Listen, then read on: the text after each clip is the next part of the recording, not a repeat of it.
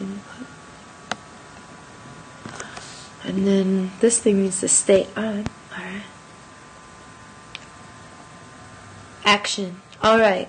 So this is our interview today. Let me bring this picture of me up a little bit. That is me. Okay. So thanks for doing this interview with me, Manny. I'm in Chicago and you're in New Zealand. And thanks to the internet, we can do this. So let's get started. The first question I want to start with is a pretty heavy question. It could be. What was the happiest moment of your life?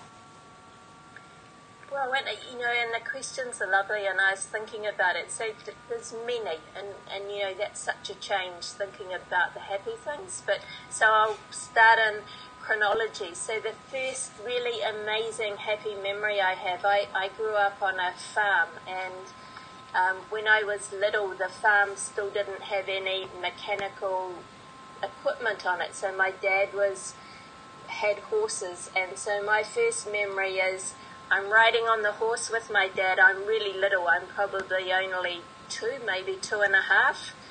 And I'm sitting on the saddle and I'm snuggled up against him. And he used to wear sort of quite rough, prickly clothes. And I can hear his heart beating in my ear. And my dad smoked roll-your-owns. And in the old days, tobacco, not like now, it used to smell really nice, like a herbal sweet smell. And I can smell that. So I'm on the horse with my dad. I'm cuddled up against him. We're out on the farm somewhere. Wow. That's a good memory. Yeah, it's a wonderful memory. And it's filled with like sense as well and visual. Yeah. Yeah. So shifting gears, what is the saddest memory you remember having? Yeah, I thought about that, and it came in really hard. The saddest one for me is the morning that Max Beck died. Max, some people won't know, was an amazing intersex person that I met at the first retreat, and Max and I did a lot of work together because in those early days we didn't have language, we didn't have very much gentleness, we didn't have very much spirit in this journey of being an intersex person. And a lot of what I know and what I learned and the fun I had with Max, and we became really close friends, which is kind of crazy given that we live half a world away from each other. And Max died of the complications of a strange kind of cancer that was really related to his intersex condition, and the fact that he was living as a guy, and the sort of treatment that he needed was female treatment, and it's all a bit devastating, really. And yeah, that's the saddest day of my life. Bless you, Max. Thanks for sharing that with me. I guess this is somewhat of a transition, but who was the biggest influence on your life, Manny? Or one of the biggest influences? Yeah, that was a hard one to think about. So I go back to the transition, really, and things in my very early 40s had got pretty bleak and horrible, and I was thinking a lot about taking my own life. I had for most of my life, but things were getting right up at the sharp end. And a friend of mine introduced me to an amazing doctor, Dr. Hedy Rodenberg, and Hedy had been trained by the Swiss psychiatrist Elizabeth Kubler-Ross. And so, I didn't have language. I didn't even have the term intersex when I first went to see Hedy. I didn't really know what was going on.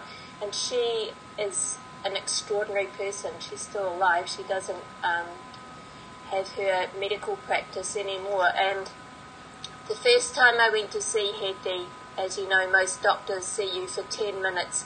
She saw me for an hour and a half. And she was warm and generous and kind and all the things that doctors hadn't been. And she would tell me years later she didn't know anything about intersex herself. She hadn't been taught anything about it, no surprise in that. But she was just there. She could see my pain. She said that she would work with me and, find the answers, and she did. And it was Hetty who suggested that I might like to think about doing my own personal work by going to a retreat. And in those days, I was really hard-assed and very armoured, and thought that things like therapy were just fucking crap. I thought you did that when you were mental, and I didn't. Well, I was terrified maybe I was. It's really hard to think about now. So thanks to Hetty, I did about a year later go off to my first retreat, and that's really the beginning of what changed my life. So high fives to Hetty Rodenberg. High fives, Hetty. So you said she's not practicing anymore? No, I see her occasionally, and it's always lovely to see her. She's in her late 70s now. She's not a young person anymore. Did she end up writing stuff about intersex things in medical journals, or just had a relationship with you? Yeah, she didn't. Her main focus is helping people with very severe trauma, and people who are in the end of their life with life-threatening illness. She's written about that, but not intersex per se. Cool. Well, what are the most important lessons you've learned in your life thus far? I had a bit of a list, and there's probably more, but we'll just go with the ones I wrote down. So the first one, being different is okay. I wouldn't have even languaged it, but I grew up knowing that there was something in terms of the way society looks at it profoundly wrong with me. So wrong you couldn't talk about it, so wrong that I kept having to have bits chopped off my body to make it okay. And I internalized that, and I thought that I was a monster, and reaching that place where getting the words, relocating myself in my body, because I wasn't even, I used to joke and say I was a head that towed my body around. That's not really a very funny joke looking back. So getting to that point where, I have this very different body and this very different reality, and it's okay, it's fucking okay. So that's one. Okay. Number two, change is possible. Here we are talking, and I've met you in Chicago, and how amazing was that? And when I think about the change that's occurred in the last 20 years, some things haven't moved as fast as I want them to. But if you look at the totality of what's been achieved in 20 years, as I look out, what are we going to do in the next 20 years?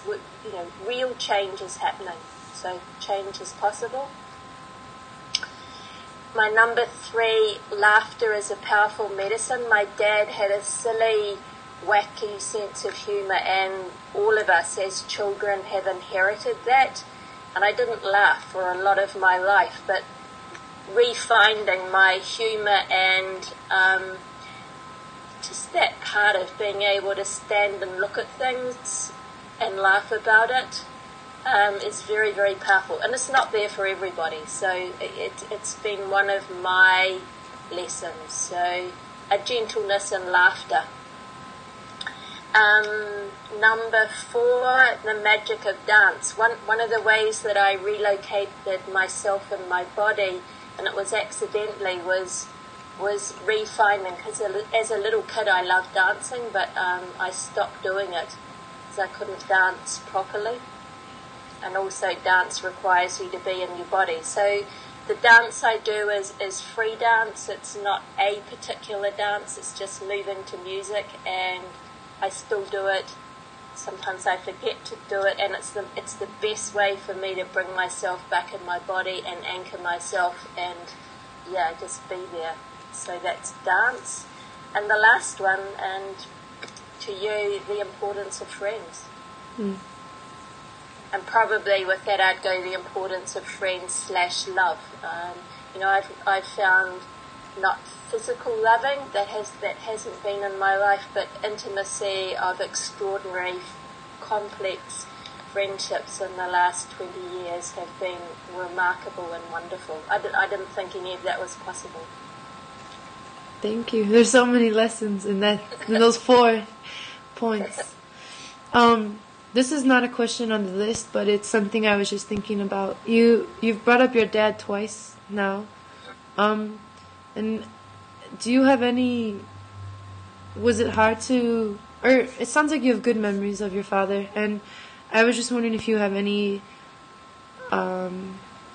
negative feelings associated with your father in terms of, I don't know if it was his choice or whatever, but in terms of surgeries or things that may have been done to you, or have you kind of let that go, or where are you at with that? Yeah, I mean, I used to be full of rage and anger towards my parents, particularly in the early stages of doing my work. And, I stand in a very different place now. I've learned a lot about my parents. They both had quite hard lives. And I realize, they were country people, they were farmers, they were very conservative. They absolutely did want the best for me. They would be, because my dad's been dead for 30 years, they would be horrified to realize what happened to me. So, yeah, you used the word let go. I've let go that anger a long time ago. My sadness is that, as I say, Dad died 30 years ago, and we had a very strong connection, but we'd never really sat down and talked. I didn't know then how to talk to my parents, and they, poor things, didn't know how to talk to me. They absolutely didn't. So jumping gears again, what is your earliest memory, Manny? Yeah, it's interesting. It's, as I said before, the farmhouse that I grew up in, just for the first few years, had no electricity, so it's lying on my cot and looking up at the ceiling, and there would have been a lantern hanging on a hook, and so I'm watching the flame pattern dancing on the ceiling, and I can hear the voices of my parents who would have been through in the kitchen talking, and that's quite a strong memory. So I don't know how little I am. I'm in a cot, so I'm imagining I am very little, but that's my earliest memory. It's a good one. Cool. Staying on memories, if you could hold on to one memory from your life for eternity, what would that be? This was a really challenging question, and I walked around in my memory files sort of pulling open, and it struck me that the most powerful memory that I have, if I was only allowed to keep one, is the last breakfast at that first intersex retreat in California. And so we've all had 3 days together, just the most incredible time. For many of us it was the first time we'd met other intersex people. I never thought that was possible, and we'd done lots of laughing and lots of crying together, and here we are, this extraordinary energy, and it was the last breakfast, and as I say, there was lots of laughter and lots of crying, and I remember Hedis suddenly got really upset and said, and we were talking about what was going on, she said, I shouldn't even be here, you guys have had such terrible things happen to you, and I haven't had surgery. And I just remembered through my own tears turning around and saying, you've brought a really amazing gift to me, because I have for the first time an idea of what my body would have been like if I hadn't had surgery, and nobody else could have given me that, nobody. And yeah, there was a lot of magic going on that morning, so that's the one memory that I'd keep. Excellent. I'm hearing a little bit of interference with the microphone, but it's minimal. I just started to hear it. Okay, great. I'll just move it a little bit further. Okay, that's perfect. Yeah. So we're starting something new, you know, Interact Youth Activists, and I guess this question is really relevant for what we're doing, since we're kind of interviewing the first wave intersex people to walk the earth. Not first ever, but the activists, I suppose. And so my question would be, are there any words of wisdom you could pass along to me or any of us that are also intersex that may be a little bit younger and hopefully going to be following in some of your footsteps and others like you? Yeah, I wouldn't presume to tell you guys how to do it, because I think the second wave will have its own energy. But I think those things that I've talked about, you know, having a sense of humour, believing that change is possible, enjoying each other's company, so making sure there's lots of laughter and just really going out there. I mean, we are not monsters, and you know, some of the most wonderful people I've met on planet Earth are intersex people, and we still need to tear this medical model to pieces that continues to try and push people into this gender binary and say that bodies that are different are not okay. Like, it's absolutely primal. I've thought a lot about what's going on planet Earth, and there's two things that could end human existence, and one is environmental pollution and degradation, global warming and running out of fuels and things like that, and the other is humans are really different, and we have to figure out how to do that on planet Earth, how to live with grace and gentleness with all that difference. And I feel like intersex people are the canary in the cage. I mean, we're an example within families that say, you have to deal with this, and you're not dealing with it very appropriately at the moment. So I think intersex people have the potential to teach everybody on planet Earth how to do this. That's cool. That's what you guys are doing. Yeah.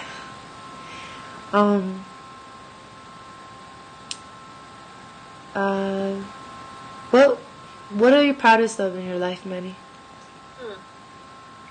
You know, I thought about it, and I thought one of the things, the fact that I'm here, and I mean, in saying that, you know, I didn't particularly do anything myself, because as I said, I was very suicidal for large parts of my life.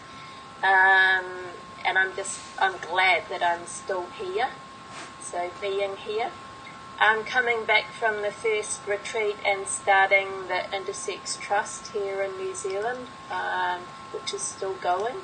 So I think we were one of the first, maybe the first registered charity for intersex issues, and we're still going.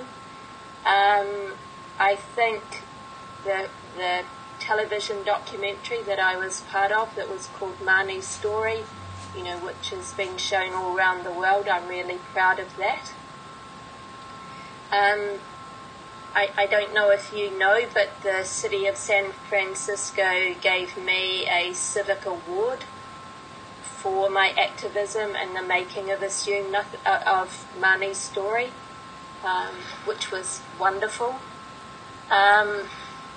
Being involved in the Assume Nothing project, which is a photography book, and it's been an art exhibition and went on to be made into a full-length feature film, is something I'm really proud of. We're in the final stages of cutting a new documentary about intersex issues. You probably don't even know this. One of my friends here in Wellington donated money so that we're going to have a long version of the film that will be available for film festivals. Oh my God, I didn't know that. Yeah, in a couple of weeks I'm going up to Auckland to cut the new voiceover for that. So, you know, I'm really excited about that. And I'm very proud of, you know, the fact that will be done, and the generosity of someone who's put the money up so that can happen. And then finally, and again, you won't know this, we've just at the end of last year received a substantial grant from a charity here in New Zealand, and I mean substantial, nearly $100,000 a year for 3 years, that will enable me to do this work. So to go out and speak as an educator, as a change agent here. I didn't know that. No. It just happened before the end of the year, and there was a lot of work involved, and I got myself way exhausted, and I've been sick and not very well, so I hadn't even got round to telling everybody about it. So you might be the first person to know in America, so that's good. Awesome. So, we will be able to carry on our work together and think about how we might do that, how we might dance together. Yeah. If you had a voice, or if you were able to mold this, and how would you want to be remembered?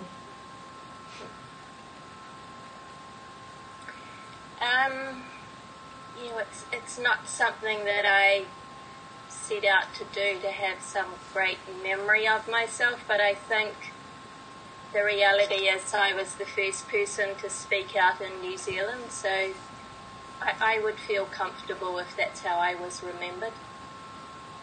The first person who dared to be visible, and I did that knowing that was the issue, that it was this invisibility and the message that I'd been given as a child, that who I was not okay. That did terrible damage. It did terrible damage to me, to my family, to the community that I grew up in.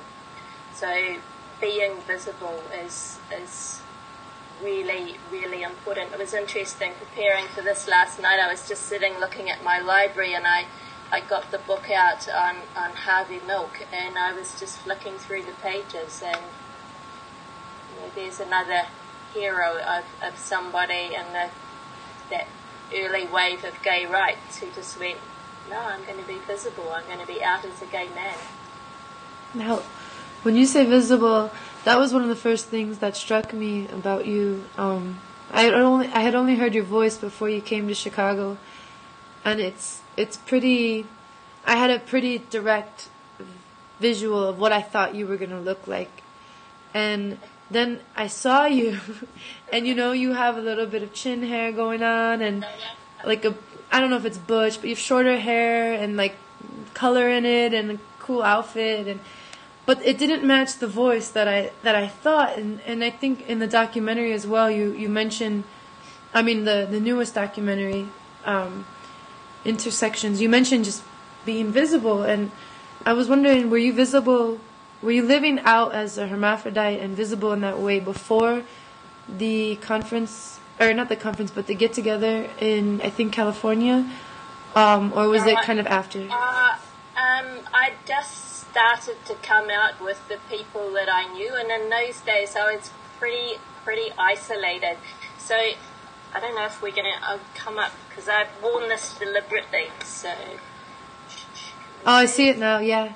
No, this is the original Hermaphrodites with Attitude t-shirt, and I'm remembering the first day I wore it downtown, and it's really weird because the lettering, as you can see, is tiny, and I wanted to go down going, yes, I'm a hermaphrodite and I'm proud, but I was also terrified. Like, my whole childhood experience had been, if people knew that I was intersex, or the word that was used when I was little was hermaphrodite, people were going to rape me, people were going to hurt me. So it was this strange mixture of pride and excitement and terror, and my coming out, my being visible, and the facial hair was part of that, was a hugely personally powerful thing to do. And yeah, I have not gone back into the closet and never will. That's awesome. I think we have 2 more questions, and the second to last one is, do you have any regrets? No, I don't. There was a lot of my life where I was very regretful, and I can look back and think of all the lost years and the things that I didn't do and the things that I didn't know, And part of my journey and part of what I've chosen to do myself is not to live with regret. The past is the past. I can't change it. I can change how I carry it, but the part that I'm in control is the here and now. And so I've become very now and very future focused. The past is just what it is. Speaking of I can learn from it. I can, think and reflect on it, but I don't sit there and regret. Speaking of the future, what does the future hold for you, Manny? It's whatever I want to make out of it. Yeah. That's one of the things that I've learned. Like, if I'd sat there and said, 10, 20 years ago, I'll be involved in making 3 feature films, I'll be on television, I'll travel to America. I mean, this recent trip going to Brussels, to the world's first ever gathering of intersex professionals, sitting in a little cafe, laughing and having frits and beers with Jim Bruce. I mean, I would not have thought that was possible, but it's happened, so we can make it whatever we want to, and if we work together and we support each other and we have fun, we can do whatever we want. I believe that. Cool. Well, you're one of my greatest inspirations, Manny. So thank you for doing this interview, and I can't wait for other people to see it and hear it. And I really think it's important. Like everything you've said, I feel like it's history in the making in a way. This interview and all your other interviews too. Thank you. Yeah. Well, you guys rock, and it's just the place we've got to is wonderful, and let's just carry it on. Yeah. And I'm not going away. I haven't retired yet. I'm not ready for my rocking chair. So as I said there, I think the fact that I was involved by accident in the first wave and I'm still around and involved in the second wave, that's wonderful. It's an incredible honour. Cool. Well, I wanted to end by telling you, I don't know if you know, but I won a trip to anywhere in the world, and I think I'm going to come to New Zealand. So maybe I can actually see you again in your own land. It's wonderful. I knew you were coming to Australia, so if you're able to jump across the ditch, which is what we call the piece of water between Australia and New Zealand, that would be so wonderful. It would be wonderful to see you here. Yeah, I thought I was going to Australia too, but I think I'm going to actually just focus on New Zealand and make Australia secondary. Okay. But I didn't know that. I didn't know that you'd won a trip, so that's wonderful. So we'll have to work out when that might happen and make sure that I'm here when you're here. Yeah. It'll be... So you got here and I was somewhere else. Yeah, well, I'll be there for a while, so hopefully we'll be able to cross paths at one point. Okay. Yeah. Yeah. And let's talk some more about, if you're picking one place, like what it is that you want and whether New Zealand or Australia would give you the most opportunity. Okay. To do what you want to do. Yeah, I mean, all I really want to do is visit you. You told me about your land like a long time ago when you were in Chicago. You said you lived on some land, and do you still live there? No, I live in a little tiny house on top of a garage in the city. So, no, I grew up in rural New Zealand, but that's not where I live at the moment. So. Well, I still want to see you. And then I have another friend that I met traveling in Italy a long time ago. And he's from Christchurch, I think. And I want to see him. And then there's another intersex person that used to live in Chicago that lives in... They're from New Zealand, so they're back there. And I messaged these boys from a video I saw yesterday about mountain biking in New Zealand. They took a helicopter up to a mountain and they rode down. And that's always been my dream, like... Because I went on a bike trip to Detroit, and there's a lot of hills, and I was like, I want to design a city that has lifts for bicycles, and then you just ride downhill to get everywhere. And I guess that's what you can do in New Zealand. And I wrote them an email yesterday, and they already wrote back, and they said that they would take me for 1 or 2 rides. And So I just kind of want to see New Zealand, and I figure I would never be able to afford to go there ever. So I might as well use the free ticket to go to the most expensive place I could think of in terms of a flight. And yeah. Well, if you get yourself down here, my mountain biking days are long gone, but I have friends who do that, so we could absolutely make sure that you could do some awesome mountain biking things here. Cool. All right. Well, it's been good talking to you. It's been just wonderful. You were awesome. I would be so bad at these questions. I don't think I have any answers for like half of them. So you're amazing. Well, in my previous life, as you probably know, I had this weird job in civil defence, and I did lots of media training, which has just come in really, really useful in this part of my life. All right, Manny. I'll talk to you later. I love you and thank you. I love you too. Bye. Bye-bye. Thank you. Bye.